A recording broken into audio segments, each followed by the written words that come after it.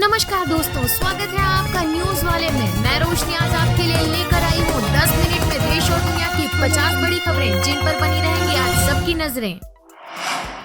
दुधवा में 10 दिन में 3 बाघों की मौत पर सीएम योगी सख्त जांच के आदेश दिए। वन मंत्री मौके पर पहुंचे। ये मौतें पिछले 10 दिनों में हुई हैं। वन्य जीवों से विशेष लगाव रखने वाले मुख्यमंत्री योगी आदित्यनाथ ने जांच समिति गठित कर रिपोर्ट प्रस्तुत करने के निर्देश दिए हैं। सीएम ने वन मंत्री और वन अपर मुख्य सचिव को तत्काल दुधवा नेशनल पार्क जाकर जाँच करने और विस्तृत रिपोर्ट सौंपने के निर्देश दिए हैं। वन मंत्री समेत सभी अधिकारी दुधवा रवाना हो गए हैं। लव जिहाद की घटनाओं पर मुख्यमंत्री धामी सख्त, कहा प्रदेश को नहीं बनने देंगे सॉफ्ट टारगेट। मुख्यमंत्री ने कहा कि प्रदेश में पिछले 2-3 महीनों में लव जिहाद की घटनाएं बढ़ी हैं। हालांकि लव जिहाद जैसे मामलों को लेकर राज्य के लोगों में जागरूकता भी बढ़ी है। ये देखने में आया जिन परिवारों में ऐसी घटनाएं हुई उन्होंने आगे आकर इसका प्रतिकार करना शुरू किया। सरकार सख्ती से काम करेगी और ऐसी घटनाओं को आगे नहीं बढ़ने देगी।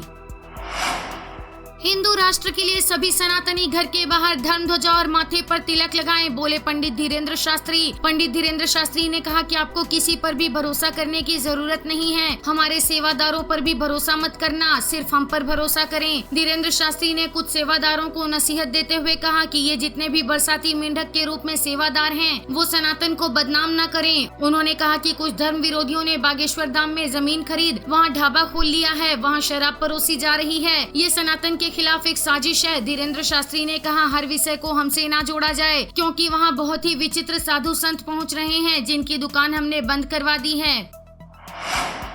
महाराष्ट्र में इसी सत्र में लागू होगी नई शिक्षा नीति। मंत्री बोले 144 स्वायत्त संस्थान शुरू करेंगे कार्यान्वयन। पहले चरण में राज्य के 87 सामान्य और 57 पेशेवर स्वायत्त शिक्षण संस्थान और शैक्षणिक वर्ष में नीति को लागू करेंगे। उन्होंने कहा कि विश्वविद्यालय अनुदान आयोग ने 36 शिक्षण संस्थानों को स्वायत्त निकायों के रूप में संचालित करने की मंजूरी दी है।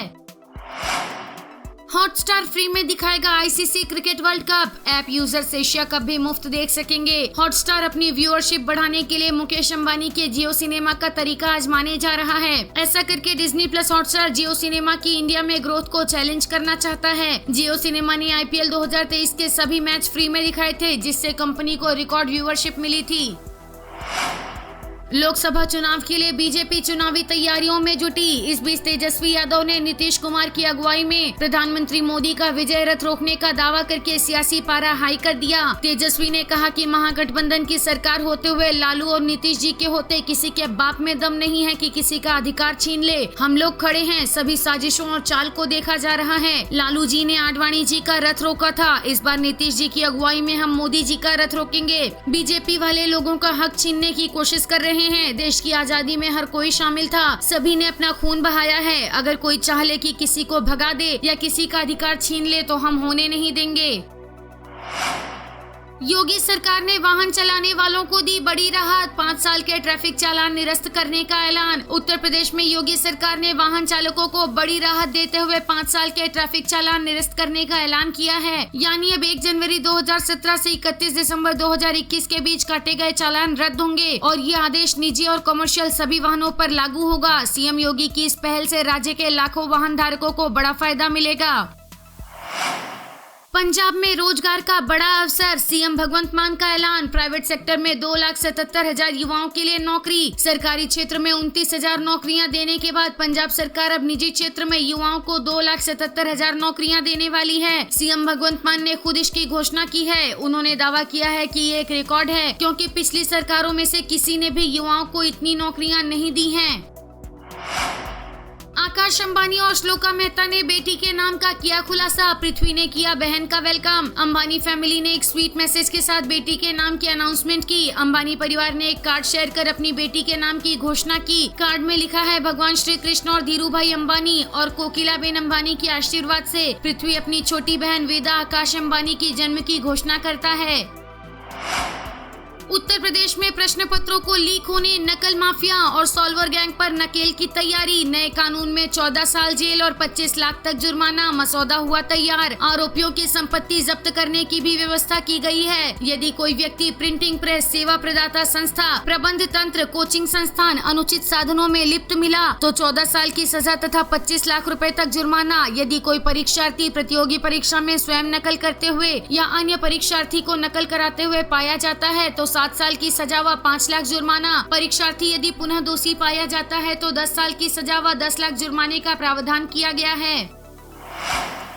अमरनाथ यात्रा 2023 के लिए अमित शाह ने अमरनाथ यात्रियों के लिए ठहरने, बिजली, पानी, संचार और स्वास्थ्य सहित सभी आवश्यक सुविधाओं की समुचित व्यवस्था करने के निर्देश दिए। श्री अमरनाथ यात्रा के सभी तीर्थयात्रियों को RFID कार्ड दिए जाएंगे ताकि उनके रियल टाइम लोकेशन का पता लगाया जा सके। उन्होंने एयरपोर्ट, रेलवे स्टेशन से शिविर मार्ग तक व्यवस्था सुचारू करने पर जोर दिया। तीर्थयात्रियों की सुविधा के लिए श्रीनगर और जम्मू में रात में भी हवाई सेवा उपलब्ध कराने के निर्देश दिए। प्रत्येक अमरनाथ यात्री के लिए 5 लाख और प्रत्येक पशु के लिए 50,000 रुपए का बीमा किया जाएगा। यात्रा मार्ग पर टेंट सिटी, वाईफाई हॉटस्पॉट और उचित रोशनी की व्यवस्था की जाएगी। इसके अतिरिक्त आधार शिविर में बाबा बर्फानी के ऑनलाइन लाइव दर्शन, पवित्र अमरनाथ गुफा में सुबह और शाम की आरती का सीधा प्रसारण और धार्मिक और सांस्कृतिक कार्यक्रम आयोजित किए जाएंगे।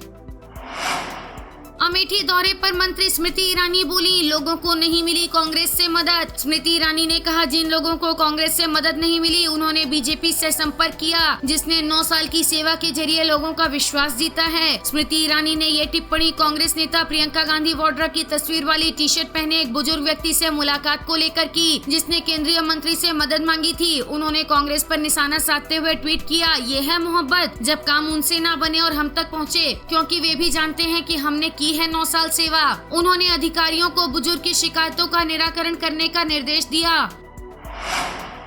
हरिद्वार में छोटे कपड़ों में अब मंदिरों में नहीं मिलेगी एंट्री, हर की पौड़ी पर नहीं पहन सकेंगे जूते चप्पल। अखिल भारतीय अखाड़ा परिषद के महंत ने हरिद्वार के मंदिरों में इस प्रतिबंध की पुष्टि की है। उन्होंने कहा कि मंदिर या अन्य तीर्थ स्थल साधना के स्थान हैं, वहां पर जाने के लिए उचित कपड़े पहनने ही चाहिए। ऐसा ना करने पर वे तीर्थ स्थल पिकनिक स्पॉट में तब्दील हो जाएंगे। वैसे भी भारतीय संस्कृति में इस तरह अंग प्रदर्शन को अच्छा नहीं माना गया है। ब्रिटेन के पूर्व प्रधानमंत्री बोरिस जॉनसन ने सांसद पद से इस्तीफा दिया। संसद को गुमराह करने के लगे थे आरोप। जॉनसन पर आरोप है कि कोरोना महामारी के दौरान डाउनिंग स्ट्रीट में हुई पार्टियों के बारे में उन्होंने हाउस ऑफ कॉमन्स को गुमराह किया। इन पार्टियों में लॉकडाउन के नियमों का उल्लंघन हुआ था और इसे पार्टी गेट कहा गया था। सहारा समूह में पैसा लगाने वाले निवेशकों के लिए अच्छी खबर, जल्द ब्याज सहित वापस मिलेगी जमा राशि। केंद्रीय सहकारिता मंत्रालय के माध्यम से अब उन्हें उनका जमा पैसा ब्याज सहित वापस मिल सकेगा। केंद्र के स्तर पर इसके लिए पोर्टल विकसित किया जा रहा है, जिसके माध्यम से जमाकर्ता अपनी जमा राशि को वापस पाने के लिए ऑनलाइन आवेदन कर सकते हैं। एकलव्य मॉडल रेजिडेंशियल स्कूल में बम्पर वैकेंसी, 50 साल की उम्र तक के कैंडिडेट्स कर सकेंगे अप्लाई। 30,000 से लेकर 2 लाख तक मिलेगी सैलरी। नेशनल टेस्टिंग एजेंसी ने देश भर में एकलव्य मॉडल रेजिडेंशियल स्कूल में 38,480 पदों पर वैकेंसी निकाली है। इसके तहत टीचिंग और नॉन टीचिंग पदों पर भर्तियां की जाएंगी। उम्मीदवार एकलव्य मॉडल रेजिडेंशियल स्कूल के ऑफिशियल वेबसाइट पर जाकर अप्लाई कर सकते हैं।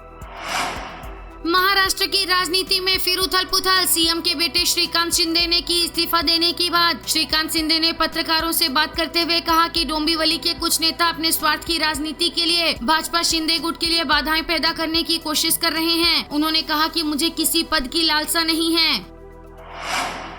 महाराष्ट्र में टीपू सुल्तान के अवैध स्मारक पर चला बुलडोजर, AIMIM विधायक ने कराया था निर्माण। धुले शहर में एक चौक पर छोटा सा चबूतरा बनाया गया था, जिसे टीपू सुल्तान नाम दिया गया। ये चबूतरा स्थानीय विधायक की मदद से बना था। स्थानीय हिंदुत्ववादी संगठनों ने इसे लेकर आपत्ति उठाई थी, जिसके बाद इसे तोड़ दिया गया। ट्रंप ने बाथरूम, स्टोर रूम में छिपाए थे खुफिया डॉक्यूमेंट्स। अमेरिका के न्यूक्लियर सीक्रेट्स भी घर ले गए थे। 37 आरोपों में खुलासा हुआ। इनमें से 31 चार्ज अमेरिका की राष्ट्रीय सुरक्षा से जुड़े दस्तावेजों को जानबूझकर अपने पास रखने के हैं। इसके अलावा उन पर झूठे बयान देने, डॉक्यूमेंट्स होने की बात छिपाने, न्याय में बाधा डालने जैसे आरोप लगाए गए हैं।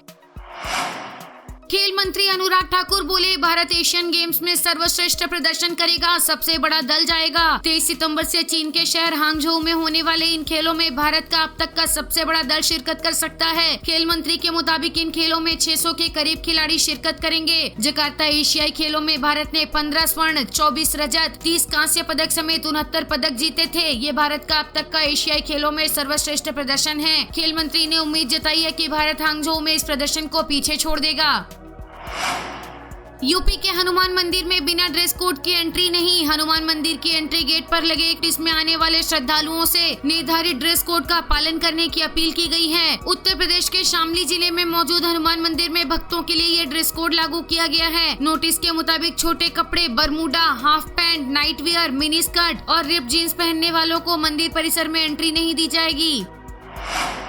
जलगांव में भड़की हिंसा, उपद्रवियों ने मंदिर में की तोड़फोड़, पुलिस के साथ मारपीट, धारा 144 लागू। मामूली विवाद में हिंसा शुरू हुई। अमलनेरा में दीवार पर एक समुदाय के कुछ बच्चे पेशाब कर रहे थे, जिसका दूसरे पक्ष के लोगों ने विरोध जताया। इस पर कहासुनी होने लगी और देखते ही देखते दोनों पक्षों में हाथापाई होने लगी।